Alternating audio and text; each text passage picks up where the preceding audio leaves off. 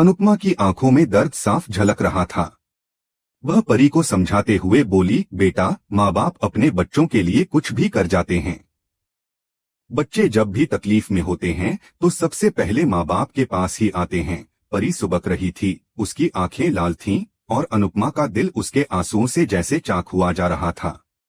तू खुद को दोष मत दे परी, अनुपमा ने उसका चेहरा सहलाते हुए कहा। इस गलती में तेरी कोई भी भूमिका नहीं है।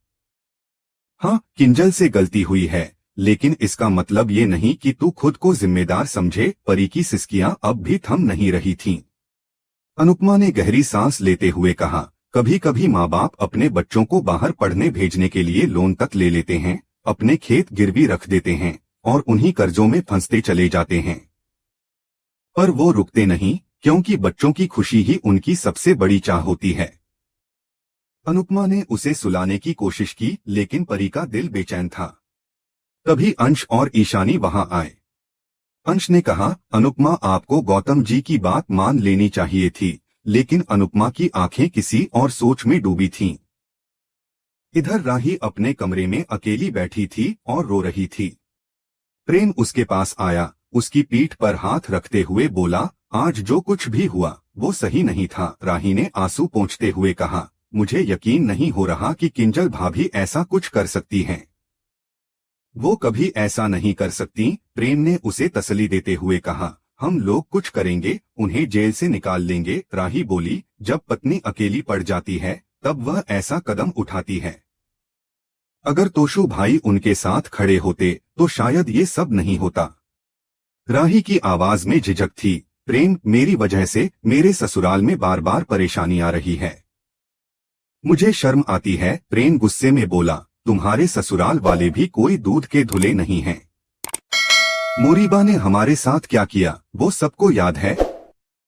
गौतम ने भी तुम्हारे साथ क्या किया, किसी को फर्क नहीं पड़ता।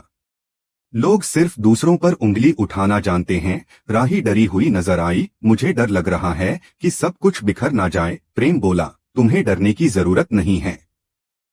हम किंजल भाभी को निकालने के लिए कुछ करेंगे।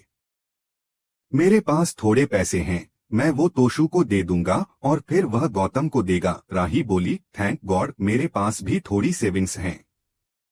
तोशु गुस्से में राघव के पास गया और चिल्लाते हुए बोला, सब कुछ तेरी वजह से हो रहा है। जब से तू हमारी जिंदगी में आया है सब बर्बाद हो गया। पहले बिजनेस, फिर राही पर अटैक और अब मेरी किंजल। राघव कुछ नहीं बोला।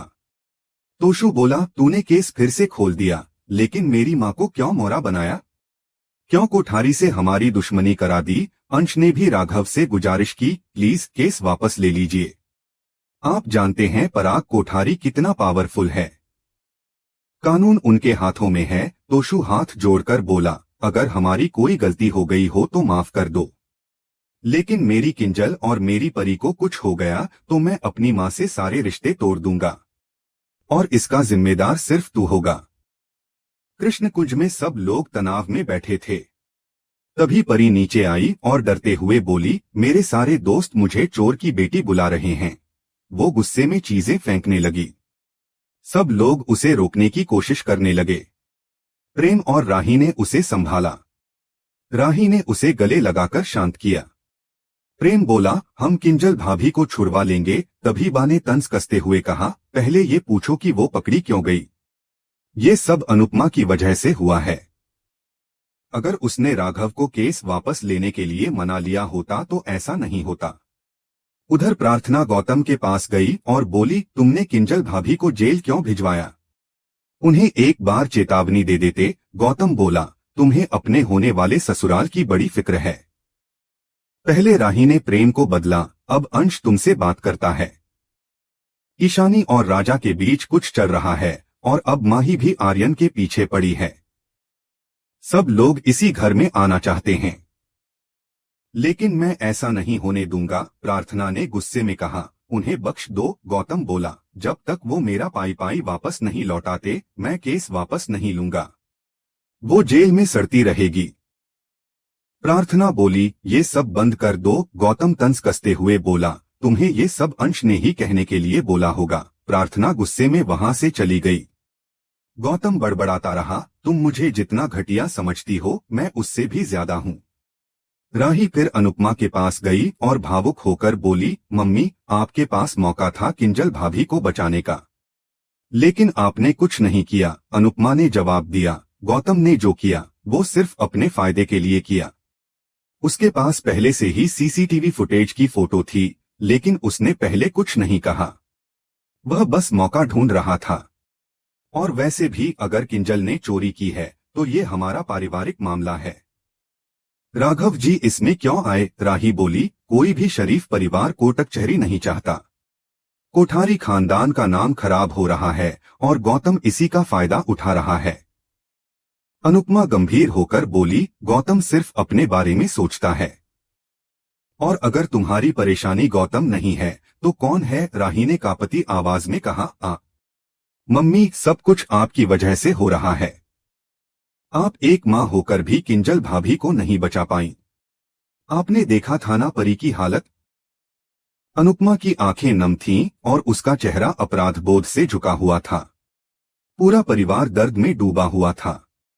यह कहानी वहां से आगे बढ़ती है जहां राही अपनी चिंता और जिम्मेदारी का बोझ लिए तोशु को कुछ पैसे देती है और उससे आग्रह करती है कि वह अब देर न करे और फौरन जाकर किंजल भाभी को घर वापस लेकर आए। उसका मानना है कि अगर वह किसी और के भरोसे बैठा रहा तो बहुत देर हो जाएगी और हालात बिगड़ सकते हैं। प्रेम तोशु को लेकर वहां से चला जाता है। इधर राही अनुपमा से कहती है कि मम्मी अब भी वक्त है, संभल जाइए, नहीं तो जैसे आपने अपनी बेटी को खोया है वैसे ही आप सबको खो देंगी। अनुपमा अकेले बैठी होती है, अनुज की तस्वीर को देखती है और अपने मन की पीड़ा व्यक्त करती है। वह कहती है कि वह फिर से उसी मोड़ पर आ गई है जहां उसकी अपनी ही बेटी उसे अपना दुश्मन समझती है। उसे लगता है कि वह बार बार नफरत का शिकार हो रही है। वह कहती है कि कपाड़िया जी, मुझे सब पता है, कौन सही है कौन गलत है, ऐसे में मैं चुप कैसे रह सकती हूँ। अगर राघव की जगह तोशु होता तो क्या मैं शांत रहती? मैं ही थी जिसने राघव को समझाया था कि उसे अपने सम्मान के लिए लड़ना होगा, लेकिन अब मैं उसी से कहूं कि वह सब छोड़ दे, अपना केस वापस ले ले। कैसे कहूं कि वह डर जाए, झुक जाए? वह अपनी आत्मा से सवाल करती है कि क्या मैं इतनी कमजोर हो गई हूं कि गलत के साथ खड़ी हो जाऊं? किंजल ने एक बार नहीं बार बार अपने ऑफिस से चोरी की है, ये माफ नहीं किया जा सकता। उसने मजबूरी का सहारा लिया होता तो समझ आती बात, लेकिन यह कोई एक गलती नहीं थी।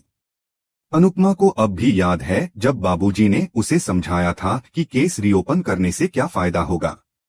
उसने राघव को समझाया भी था कि वह अपनी जिंदगी को नए सिरे से शुरू करे, लेकिन राघव नहीं माना। उसने साफ कह दिया था कि वह अपने आत्मसम्मान के लिए लड़ेगा और अनुपमा जानती है कि वह सही है। इसी बीच अंश आता है और बताता है कि किंजल कल तक बाहर आ जाएगी। अनुपमा चौंक जाती है। वह सोचती है कि शायद राही ने बेल करवा दी होगी, लेकिन अंश बताता है कि नहीं, राघव ने खुद केस वापस ले लिया है। यह सुनकर अनुपमा चुप हो जाती है और सोच में डूब जाती है कि आखिर राघव ने ऐसा क्यों किया। उसे पता नहीं होता कि तोशु राघव से मिलने गया था और उसे साफ साफ कह दिया था कि अगर किंजल को कुछ भी हुआ तो वह अपनी मां से सारे रिश्ते तोड़ देगा और इसके लिए सिर्फ राघव जिम्मेदार होगा। राघव को ये एहसास होता है कि अगर उसने केस वापस नहीं लिया तो अनुपमा का पूरा परिवार उससे दूर हो जाएगा और वह यह नहीं चाहता।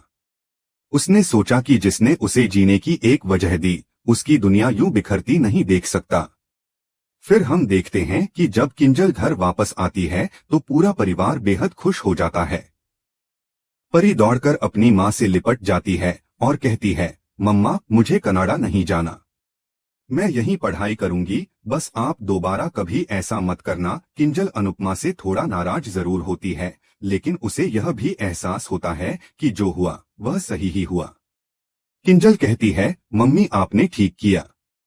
अगर मुझे अपनी गलती की सजा नहीं मिलती तो शायद मैं फिर वही गलती करती। लेकिन सब कुछ उतना सरल नहीं होता। घर के बाकी सदस्य, खासकर राही, अनुपमा से बहुत नाराज होते हैं। बाबूजी ही हैं जो समय समय पर अनुपमा से बात कर लेते हैं। इस बीच मोटिबा और परा के बीच की सच्चाई भी सामने आने लगती है। मोटिबा सोचती है कि अच्छा हुआ राघव केस रीओपन नहीं कर पाया, वरना उसका और परा का राज सबके सामने आ जाता। परा को पता चलता कि मोटिबा और पंखुड़ी ने मिलकर साजिश रची थी तो वह शायद कभी उन्हें माफ नहीं करता। मोटिबा का व्यवहार राही के साथ अब भी अच्छा नहीं होता। वह हमेशा चाहती थी कि राही अपने मायके वालों से दूर रहे, खासकर अनुपमा से। वह नहीं चाहती कि राही अनुपमा की तरह बने या उसकी बात माने। जब राही अनु की रसोई में नहीं जाती तो मोटिबा बेहद खुश होती है और सोचती है कि अब शायद राही प्रेम को भी मना लेगी कि वह वहां न जाए।